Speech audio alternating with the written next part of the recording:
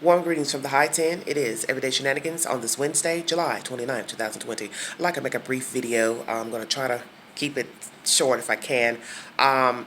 This is something that's weighed heavily on my mind over the years and here lately. I want to say that I'm very perturbed that some of you grown-ass folks out here who have elderly parents that you claim you care about, you act like you're concerned about them, and perhaps the little things that you do for them, you consider it enormous, possibly an enormous burden.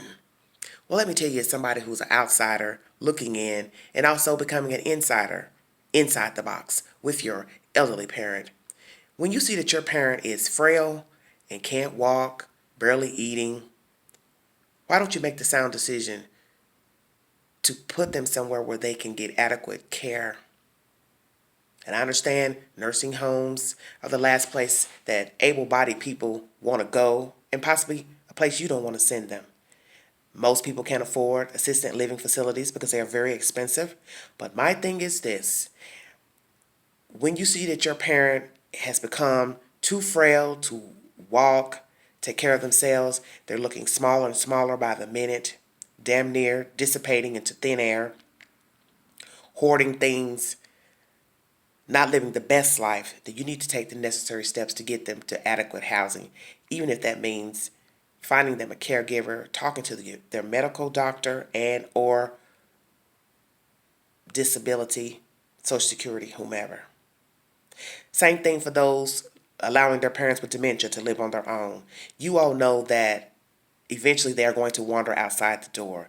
And I don't know why some of you don't think that your parent will not, or family member will not go outside that door and take it upon themselves to walk somewhere, get in a car with someone, go into someone's home, and God knows what can happen to him or her.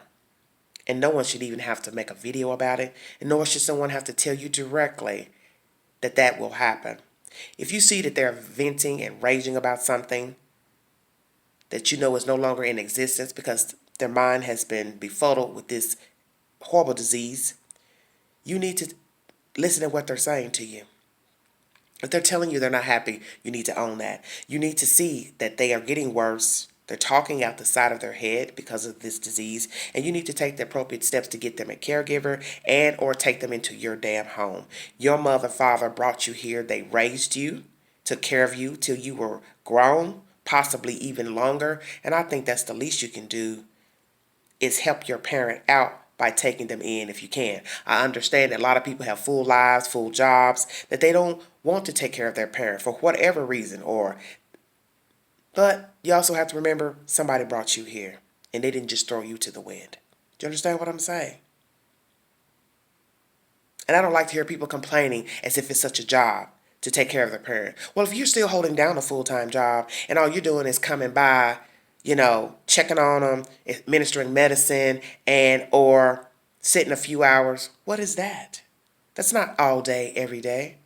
That's not preparing meals, washing the clothes, cleaning the house, changing diapers. You all see where I'm going. If they're still able to bathe, use the restroom, work the microwave, turn on the stove, then what the hell are you complaining about?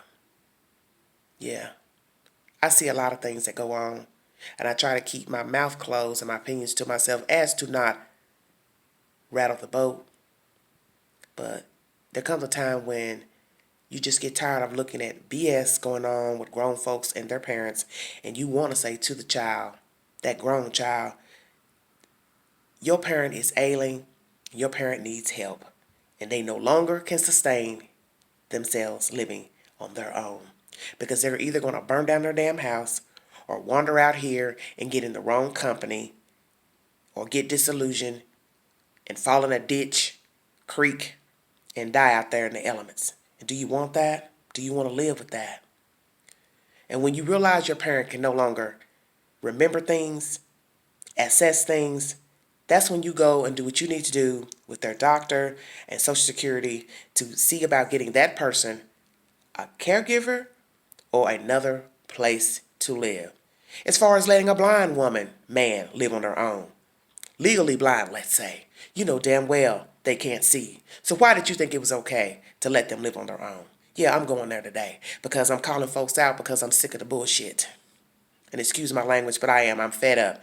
I'm a caregiver by nature, nurturer. But you know what? The queen is tired. The queen is tired of looking at all these elderly people who are being neglected by their family members. And yes, I'm using the word neglected. And some will say, well, that's not right because they go by, they check on them, they do this. Let me tell you, there's so many ways you can neglect a person.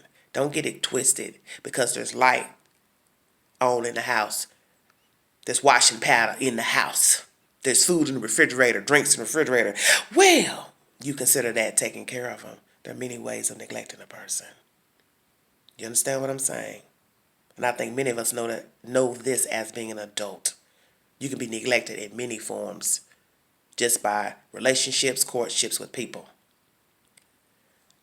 When you see they are not being themselves, talking out the side of their head, venting, angry all the time, you need to realize that something is bothering them. They are not well, and you need to take the precautions. I do not believe in dementia people living on their own. I just don't. I do not believe in a legally blind person or blind person living on his or her own because anything can happen. They can go outside and sit on their porch and they can decide to try to go back into the door and the wrong person could walk up, push them in, rob them, hurt them, rape them, anything. Do you understand what I'm saying? Elderly person can let the wrong person inside their house because they want a drink of water. Or I just thought I'd stop by and say hello to you. And they can rob them blind, hurt them, harm them, rape them. You all aren't thinking out here. You're waiting and procrastinating for whatever reason with your elderly parents, relatives, for whatever reason, I don't understand. But you need to take heed because something terrible is going to happen. Because you think because you got one person over here that might check on them, everything's all right. Well, everything ain't all right. Stop letting the elements take care of your family member, your parents. Because one day, something bad's going to happen. And it's going to take place in that house, or it's going to take place outside that house. And then what are you going to say when you see they've burnt down the home, or they walked outside and got in the wrong person's car, or walked into the wrong person's home, or they wandered off, got hit by a car, wandered into the woods, the forest? What are you going to say then? Know when to acknowledge that there is a problem and take care of it at that time. That way you can sleep better and that patient can sleep better because they are a human being. Maybe old, but they're still human. And let me tell you, I'm just fed up and sick of the BS. I'm sick of looking at people who need more help inside their home and their damn kids are just letting them fend for themselves, stopping by periodically and leaving them there to fend for themselves. And I just witnessed a person barely could open a door for me the other day and fell when I pushed the door open. And the sick part is their children had just left their home before I came there, hours before. And I'm thinking if they're frail and I'm looking at them to where they can't even hold their head up because they hadn't eaten, how the hell did you sit there in their living room and hold a conversation with them? Why didn't you take them to the hospital to see that they get some nutrients, an IV drip or something? Because that was my opinion. This person needs an IV or something. They're not eating. How do you miss that? And you're the kid. And you left them there, sickly and frail, as if they're okay. Coming by when you choose to, knowing that they're frail. Because let me tell you, if she couldn't open the door, how the hell is she supposed to drive her car? But you think mama's alright. Well, guess what? Your mama ain't alright. Your mama ain't eating. Your mama ain't well. And it's time for some of you lazy ass kids out there to acknowledge that your parents are sickly and they have no business living on their own. And that's the bottom line. And you need to seek the appropriate resources to get them in a facility where they can live and or you take them into your damn house or get them a full-time caregiver. That's a spoken word. Like, share, subscribe. Drop your comments below. Praying for America. Mask up. Everyone stay safe and cool. Prayers to all of you. God bless you. Bye-bye. And this is Everyday Shenanigans.